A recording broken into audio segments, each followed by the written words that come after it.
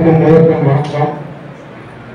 பொது நூலக இயக்கத்தின் சார்பாக நடைபெறும் புத்தக தின விழாவிற்கு தலைமை ஏற்றுள்ள பள்ளி தாளாளர் இறைத்தொண்டர் ஐயா எஸ்.டி. சுப்பிரமணியன் அவர்களையும், முன்னிலை வகிக்கும் செந்துறை ஊராட்சி மன்ற தலைவர் அம்மா செல்லம் கடம்பன் அவர்களையும், முன்னிலை வகிக்கும் NLC பொது மேலாளர் ஐயா ஜெயராமன் அவர்களையும் சிறப்பு. புத்தகம் என்பது ஒரு மனிதனை எந்த அளவில் வாழ்க்கையை முன்னேற்றி இருக்கிறது, எந்த அளவில் அவருக்கு நண்பர்களை விட முழுமையான பணியாக அவர்களை உயிர்த்திருக்கிறது என்பது வரலாற்று சான்றுகள் நமக்கு செல்லப்படுகிறது. அதன்படி பேரறிஞர் அண்ணா அவர்கள் தன்னுடைய உடற்குழு ஆபரேஷன் அறுவை சிகிச்சை கூட ஒரு நாள் தன்னுடைய புத்தகத்தை படித்து முடித்த பிறகு என்னுடைய அறுவை சிகிச்சை வைத்துக் கொள்ளலாம் என்று சொன்னார்கள். பெருமைக்குரிய வாவுசி சிதம்பரம்பிள்ளை அவர்கள் கூட சிறையிலே தன்னுடைய ஆயுள் காலத்தின் பெரும்பகுதியை துன்பமான நிலையிலும் கூட தன்னுடைய புத்தக படிப்புகளை தொடர்ந்து படித்துக் கொண்டு வந்தார்கள். இந்தியாவினுடைய முதல் தலைமை அமைச்சர் பிரதம மந்திரி என்று ஜவஹர்லால் நேரு அவர்கள் கூட தன்னுடைய வாழ்நாள் பயணத்தின் ஓடுகிற இடங்களிலெல்லாம் வாய்ப்பு கிடைக்கின்ற போதெல்லாம் புத்தகங்களை படித்து வாசித்துள்ளார்கள். தூக்கு மேடைக்கு செல்கின்ற கடைசி நிமிஷம் வரை கூட பகவத்சிங் தன்னுடைய புத்தகத்தை படித்துக் கொண்டிருந்தார்கள். புத்தகம் எந்த அளவுக்கு மேன்மைப்படுத்துகிறது என்பதற்கு இதை விட சான்றுகள் வேற ஒன்றும் தேவையில்லை என்று கருதுகிறேன். ஆகையினால புத்தகம் என்பது மனிதனை செம்மைப்படுத்தவும், சீர்மைப்படுத்தவும், செழுமைப்படுத்தவும் அது வாய்ப்பாக அமைகிறது என்பதை இந்த நேரத்தில் தருணத்தில் தெரிவித்துக் கொள்கிறேன். நல்லா படிங்க. இந்த புத்தக கண்காட்சி பண்ணுறது ரொம்ப ரொம்ப சந்தோஷம். பிள்ளைங்க நல்லா படித்து நல்லா மார்க் எடுக்கணும். இன்னும் இந்த ஸ்கூலுக்கு வரணும், நல்ல பேர் வரணும், நல்ல இதுவாக இருக்கணும்னு சொல்லி கேள்வி. உலக புத்தக தின விழா கொண்டாடுறதுல மிக்க மகிழ்ச்சி. இதுதான் என்னுடைய முதல்ல நான் இலக்கணம். அதை படிக்கிறதுக்கு நிறைய பெரிய பெரிய தலைவர் சொன்ன மாதிரி அறிஞர் அண்ணா அவர்கள் அவர் படிக்கிறது தான் அவருக்கு. அந்த மாதிரி ஒரு ஆபரேஷன் கூட தள்ளி போடுங்க, நான் அந்த புத்தகத்தை முடிச்சுட்டு வந்துட்டேன்னு சொன்னாரு அப்படின்னு ஐயா சொன்னாங்க. அந்த மாதிரி நெல்சன் மண்டேலா அவர்கள் 27 வருஷம் ஜெயிலில் இருக்கும் பொழுதும் புத்தகம் வாசிப்பு தான் அவருக்கு உறுதுணையாக இருந்தது. அதனால எல்லோரும் நம்ம மாணவ செல்வங்கள் அனைவரும் புத்தகத்தின் வாசிப்பை நம்ம ஏற்படுத்திக் கொள்ள வேண்டும். அதற்காக நேரத்தை ஒதுக்கிக் கொள்ள வேண்டும் என்ற நேரத்திலே உங்கள் அனைவரையும் கேட்டுக்கொண்டு இந்த வாய்ப்புக்கு நன்றி கூறி விடைபெறுகிறேன். புத்தகங்கள் காலத்தின் விதைகள் என்று பாரதிதாசன் கூறியிருக்கிறார். அதே போல துப்பாக்கியிலிருந்து வெளிவரும் ஒன்றை விட வீரியமான ஆயுதம் எது என்று சொன்னால் புத்தகம் என்று மார்ட்டின் லூதர் கிங் கூறியுள்ளார். தூக்கு மேடைக்கு செல்லும் போது கூட புத்தகம் வாசித்தார் பகத்சிங். ஆகவே இன்றைய காலகட்டங்கள் எல்லாமே போட்டிகள் நிறைந்த உலகம். எந்த ஒரு வேலைக்கு போனாலும் போட்டிகள் இல்லாம நீங்க வேலைக்கு போக முடியாது.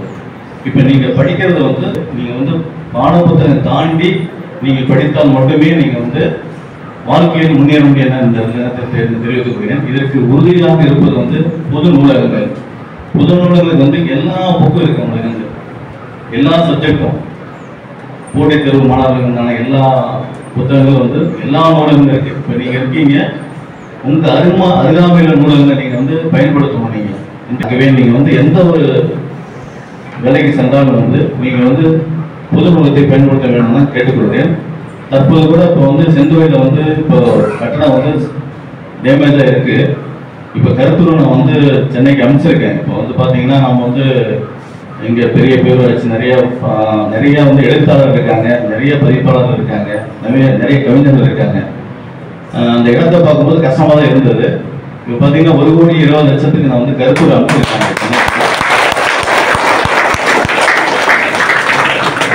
கூடிய விரைவில் 3 தளங்களுடன் செந்துறை திரையரங்கம் கட்டப்படும் என்ற நேரத்தில் தெரிவித்துக் கொள்கிறேன். முதல்ல நூலகத்தில் பார்த்தீங்கன்னா கதை புத்தகம் இருக்கும், சின்ன புத்தகம் இருக்கும். அப்படிலாம் கிடையாது. இன்னைக்கு எல்லா TNPSC group 1, group 2, group 4, civil service books, RRB, banking recruitment எல்லா புக்கும் நம்ம லைப்ரரியில் இருக்கு. அந்தந்த பகுதியில் வாழ்ற அந்த மாணவர்கள் வந்து அந்த நூலகத்தை பயன்படுத்தி மேலும் சிறக்க வேண்டுகிறேன். நன்றி, வணக்கம். எல்லாரும் சிறப்பு, ஆனா மிக சிறப்பு நீங்க தான். எல்லாருக்கும் பிடிக்கும், எனக்கு விளையாட பிடிக்கும். என்ன விளையாடுனாலும் விளையாடுவோம் இல்லைங்களா? நமக்கு பிடிச்சது தானே. ஒரு விஷயத்தை நமக்கு பிடிச்சதை செய்யும் போது நம்ம ஹாப்பினஸா செய்வோமா? நம்ம ஒரு சந்தோஷமா செய்யறோம் இல்லையா? அதே மாதிரி எந்த ஒரு செயலை செஞ்சாலும் சந்தோஷமா செய்ய பழகிக்கிட்டோம்னா அவ்வளவுதான், வாழ்க்கையில நீங்க ஜெயிச்சுட்டே இருக்கலாம். ஆனா பிடிக்காத பாவக்காயை சாப்பிட்டா நல்லது தானே? நம்ம யாராவது சாப்பிடுவோமா? அதை எப்படிப்பா ஒதுக்கி வைக்கிறது, அம்மா அப்பாவுக்கு தெரியாம எப்படி குப்பையில போடுறது, ரைட்டா? ஆனா அதோட பிரயோஜனம் நம்ம எல்லாருக்குமே தெரியும் இல்லைங்களா? நம்ம உடம்புல என்ன பாய்சன் இருந்தாலும் அந்த பாவக்காய் சரி பண்ணும். பிடிக்காது அப்படின்றதுனால ஒரு விஷயம் கெட்டதா இருக்கவே முடியாது. ஓகேங்களா? அதே மாதிரி தானே புத்தகத்தை பார்த்தா நமக்கு பிடிக்கலனாலும் அது நல்ல விஷயம் தானே, நல்ல விஷயம் தானே. நம்மள ஒரு விஷயம் முன்னேற்றுது அப்படின்னா அது நல்ல விஷயம் தானே. நம்ம காய் வாங்குவோம், வந்துருவோம்.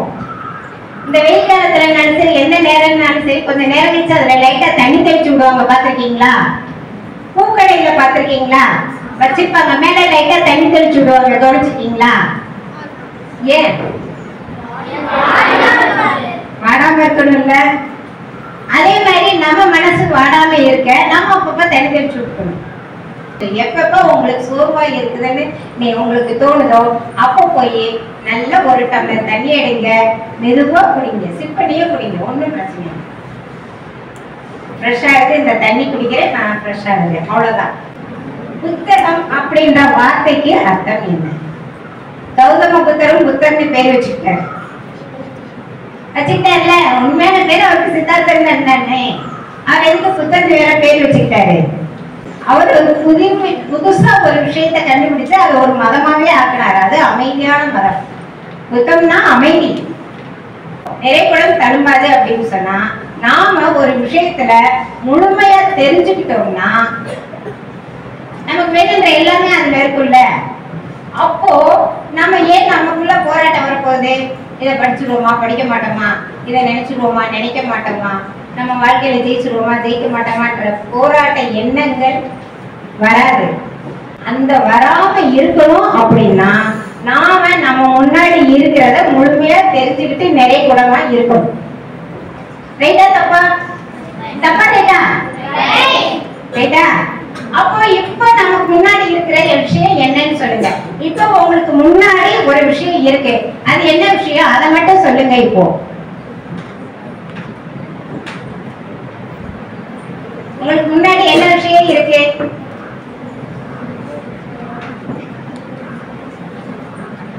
நம்ம டீச்சர் எல்லாம் திட்டுறதுல, அந்த காலத்துல நாங்க எல்லாம் ஸ்கூல்ல திட்டுவாங்க, நீ மாடு மேய்க்க போற படிக்காட்டி அப்படிவாங்க.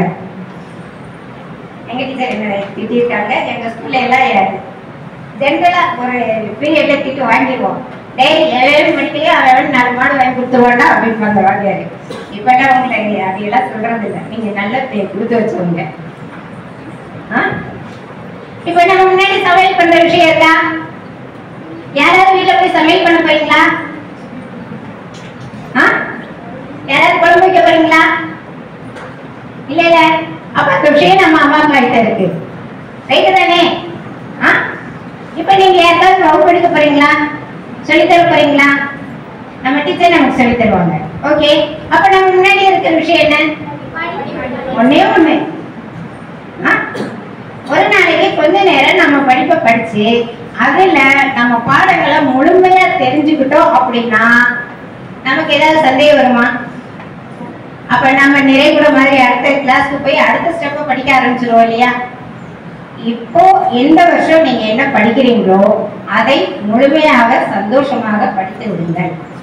அப்போ 10 வருஷம் கழிச்சு நீங்க ஒரு குடிமை பணி தேர்வுனா அரசு தேர்வு எழுதணும். எல்லாருக்குமே தெரியும், கவர்மெண்ட் எக்ஸாம் எழுதினாதான் பரிசை கிடைக்கும், மார்க் கிடைக்கும் அப்படின்றது மட்டும் இல்ல. நீங்க ஒரு தொழிலே ஆரம்பிச்சாலும் மகளிர் சுய உதவி ஆரம்பிச்சாலும் நாம புத்தகத்தை படிக்கணும். நாம புத்தகத்தை படிக்கிறோம் இல்லைங்களா? ஓகே, எல்லாருக்கும் வாழ்த்துக்கள். பள்ளிக்கூடத்தை தாண்டி என்ன இருக்கு? பள்ளிக்கூடத்தை தாண்டி நம்ம படிக்கணும் இல்லையா? நிறைய செய்திகளை தெரிஞ்சுக்கணும். இது வந்து ஒரு பள்ளிக்கூடம் என்பது ஒரு வரையறுக்கப்பட்ட ஒன்று. எல்லாரும் டெஸ்க்ல உட்காரலாம், 5 பேரா உட்காரலாம், டீச்சர் கரெக்டா இன்னும் வாட்ச் பண்ணிட்டே இருப்பாங்க. அவங்க இது வரையறுக்கப்பட்ட ஒன்று. ஆனா அதை தாண்டி ஒரு கல்வி இருக்கு. அங்க பாத்தீங்கன்னா நிறைய கதைகள் வாசிக்க முடியும், நிறைய உங்க உலகத்தை உட்கார்ந்த இடத்துல இருந்து நீங்க உலகத்தை சுழட்டி பார்க்க முடியும். என்எஸ் கிருஷ்ணன் ஒரு நடிகர் இருந்தார் தெரியுங்களா? அந்த என்எஸ் கிருஷ்ணன் சொல்லுவார், சிந்திக்க தெரிந்த மனித குலத்துக்கே சொந்தமான கை இருப்பு, வேற எந்த ஜீவராசியும் செய்ய முடியாத செயலாகும் இந்த சிரிப்பு, இது அதிகாரிகளின் ஆணவ சிரிப்பு, இது அடங்கி நடப்பவன் அசட்டு சிரிப்பு அப்படின்னு சொல்லி ஒரு 10-15 சிரிப்பு அதுல சிரிச்சு காட்டுவார். அப்போ நம்ம யார் அப்படின்னா சிந்திக்க தெரிந்த மனித குலம். வேற எந்த ஜீவராசியா உயிரினங்களாவது வாங்கி போகுது, என்ன பாப்பா படிச்சுட்டு இருக்கியா அப்படின்னு ஒரு சிரிப்பு சிரிச்சுட்டு போதா? சிரிக்கிறது இல்லை. அப்ப யார் சிரிக்கிறா? நாம தான் சிரிக்கிறோம். சிரிக்க சிரிக்க நம்ம உற்சாகப்படும் போது, கைத்தட்டல் பண்ணும்போது நம்முடைய நரம்புகள் வந்து வேலை செய்யுது. அது நமக்கு ரத்த ஓட்டத்தை நல்லா கொடுக்குது. அப்போ ரத்தம் சுத்தமாகுது, உடம்பு ஆரோக்கியமா இருக்கிறதுக்கு இதெல்லாம் ஒரு வசதின்னு சொல்லி வச்சிருக்காங்க. 5000 ஆண்டுகளுக்கு முன்னாடி ஒரு மாடு எப்படி கட்டி இருக்கும்? மா அப்படிதான் கட்டி இருக்கும் இல்லையா? 5000 ஆண்டுகளுக்கு முன்னாடி ஒரு ஆடு எப்படி கட்டி இருக்கும்? அப்படிதான் கட்டி இருக்கும் இல்லையா? 5000 ஆண்டுகளுக்கு முன்னாடி ஒரு மாடு மா. இப்ப வாடா மச்சான் வெட்டி விநாயகர் ஸ்கூல் வரைக்கும் போயிட்டு வந்தா ஐயாவது வாய்ப்பாடு படிக்கிறதா ஐயாவது ஒரு ஆடு 5000 ஆண்டுக்கு முன்னாடி இப்ப வாடா மச்சான் டீ சாப்பிட்டு வரும் எங்கேயாவது கொடுக்குதா? மனிதன் மட்டும் இன்றைக்கு அறிவியல் வளர்ச்சியில சிந்திச்சு போயிட்டே இருக்கான். நம்ம வீடுகளே பல பாட்டிகளுக்கு தெரியாது. ஆனா இன்னைக்கு நம்ம சரஸ்வதிங்கிற பேர்ல இன்னைக்கு கலெக்டர், இன்ஜினியர், எவ்வளவோ பதவிகளுக்கு நம்ம பிள்ளைகள் வந்துடுறாங்க. அப்போ இது என்ன, இது எதன் அடிப்படையில் வருது? கல்விதான் நம்மளை மேன்மைப்படுத்தும். அப்போ இங்கேயும் வாசிக்கணும், நூலகங்களையும் வாசிக்கணும், நிறைய நூல்கள் வாசிச்சுட்டே இருக்கணும். நம்ம மூளை வந்து நிறைய மெமரி, இந்த மெமரியை நம்ம வந்து புல் பண்ணிட்டே இருக்கணும். படிச்சு படிச்சு படிச்சு படிச்சு படிச்சு படிச்சு மீண்டும் மீண்டும் நீங்க படிக்க படிக்க உங்களுக்கு புது புது விஷயங்கள் வழங்கிக்கிட்டே இருக்கும். இந்த வாய்ப்புரை எனக்கு அளித்த உங்கள் அனைவருக்கும் அன்பு கலந்த வணக்கத்தையும் நன்றியும் தெரிவித்துக் கொண்டு அமைகிறேன். நன்றி, வணக்கம்.